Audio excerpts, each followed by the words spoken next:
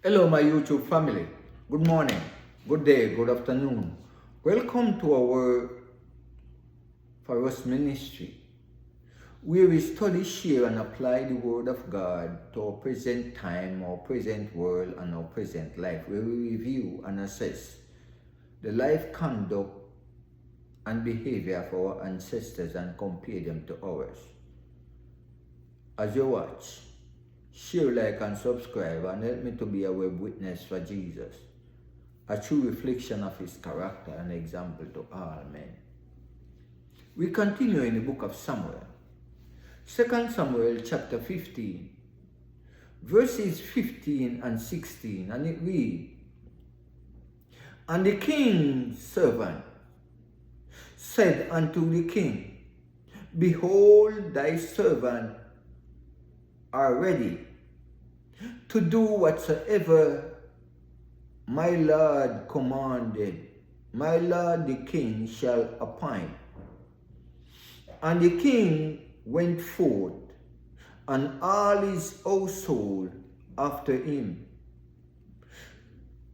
And the king left 10 women, which were his concubines, to keep the house. So here the Bible said,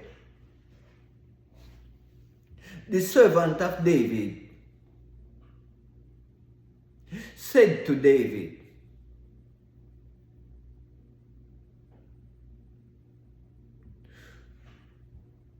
Behold,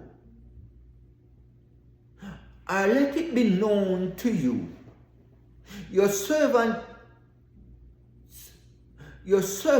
are ready to do whatsoever you shall appoint.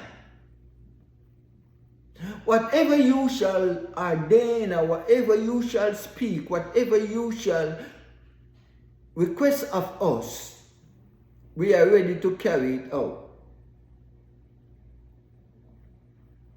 He said to David, after recognizing David rebuked, David said to them, we have to flee.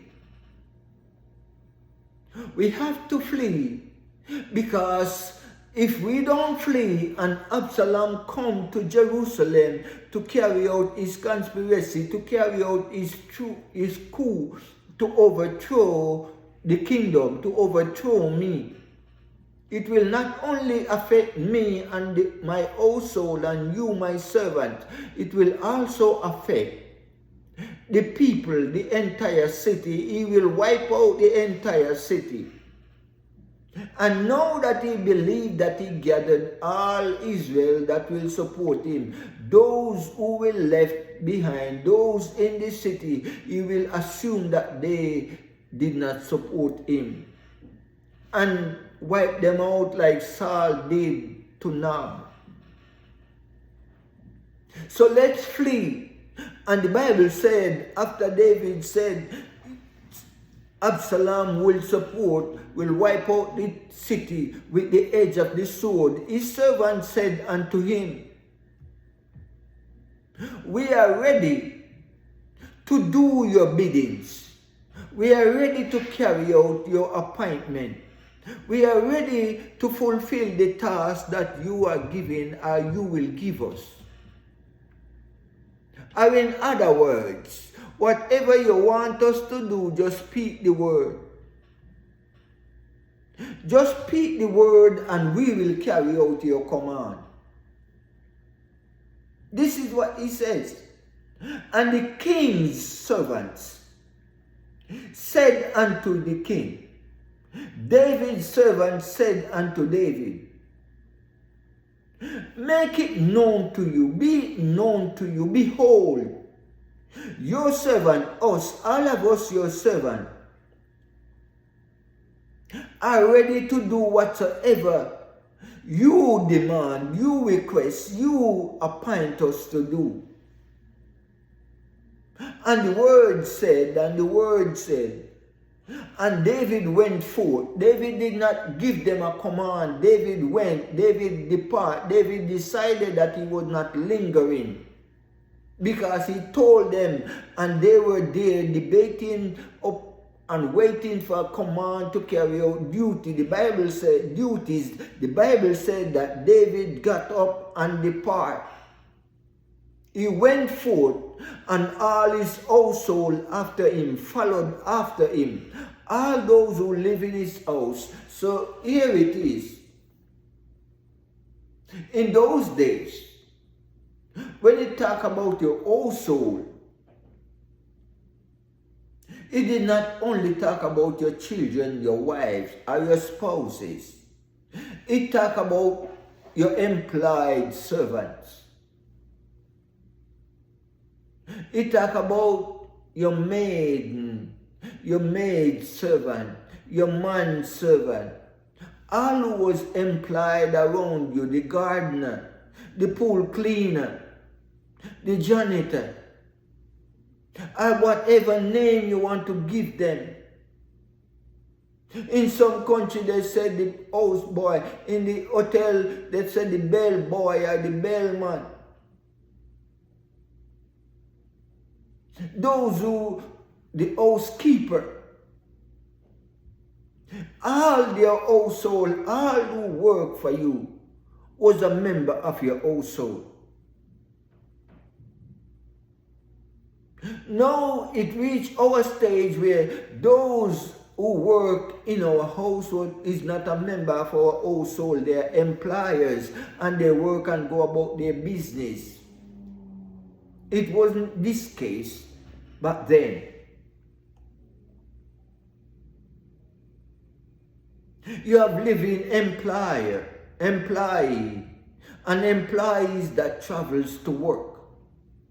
But they were considered members of your household. They were your responsibility under your care. Whether or not you pay them and they live somewhere else, you provide them home and they live somewhere else, they were members of your household. So the Bible said, David departed. I went forth, I moved, I get up and leave. And his household followed after him. And he left 10 women, which were concubines, to keep the house, to clean the house, to prepare the house, to protect the house, to do whatever they have to do to keep the house in proper condition and perspective. The house were not left empty and void, you see, and here the Bible is speaking. But if Absalom should come, they were his father's concubine, but it is to his discretion whether or not you want to kill them, you want to keep them as maids, because obviously their allegiance will not be to David anymore once he took over. Or he want to make them his concubine. This was the practice in those days. And even though it would be destruction to take your father's concubine and make them yours, it was the taboo and the practice of the time. It's like you coming to overthrow me in my kingdom and all. It's very rare that they would kill the woman, unless the woman do something that offend them. But they would have no mercy upon the men.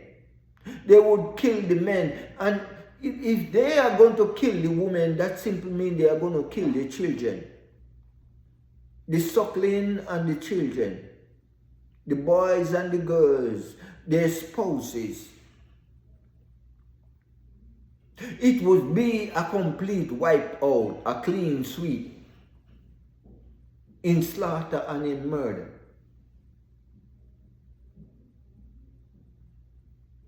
So this was the case, even though David left the woman to care for the house, to care for the properties.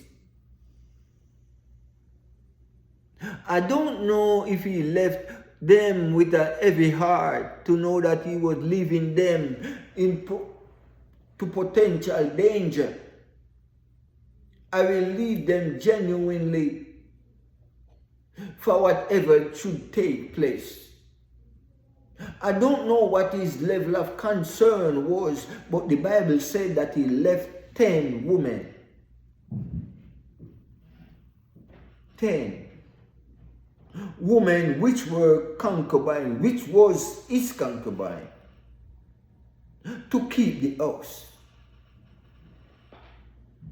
to maintain the palace, to keep it intact.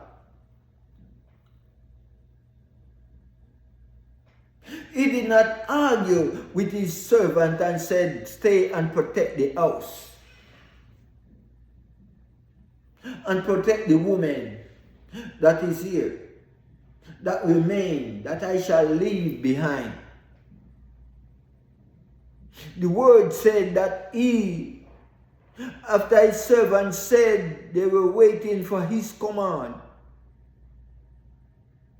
he moved according to what he has said to them in verse 13 and 14. He said in verse 13 and 14, let's go back and read. He said, after the messengers came to him and told him all that happened, all Israel followed after Absalom. He said unto all his servants that were with him in the palace in Jerusalem, arise and let us flee. And the Bible said, when his servant said, give us the command, David did not respond. David flee. He said, for we shall not escape by any other means from Absalom. So when they were there waiting for directive, for command, for advice, for counsel, when they were there waiting for direction to carry out duty, the Bible said that David got up and went forth and leave Jerusalem, not even paying attention to their request. He arise and he leave Jerusalem because he was leading by example. I said it to you and you are lingering about giving you responsibility and duties. I am going to move. Verse 14, he said, make haste and depart, do not tarry, because he can come suddenly upon us, he can ambush us. Don't tarry, because pre-adventure, he can ambush, he can come suddenly. The speed and swiftness that he will come with, we will not escape. He can come suddenly. So once he got the news from the messenger, he knew that danger was ahead. Danger was coming. And he was saying to them, don't lurk by. Don't stand by. Don't delay. Let's move swiftly. He said, let's depart. Make speed. Make haste. Lest he overtook us suddenly and bring evil upon us and destroy the city by smiting it with the edge of his sword. He said to them, if we are caught in Jerusalem,